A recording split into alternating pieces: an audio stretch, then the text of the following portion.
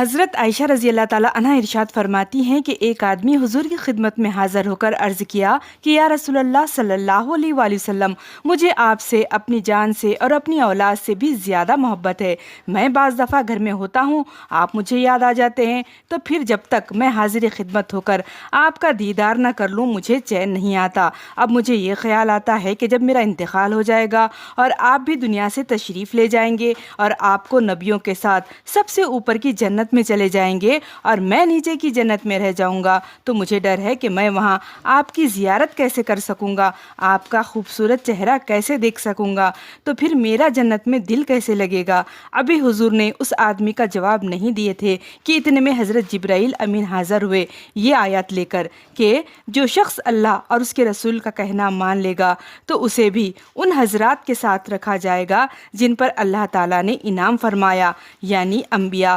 صدیقین اور شہداء و صالحین کے ساتھ رکھا جائے گا۔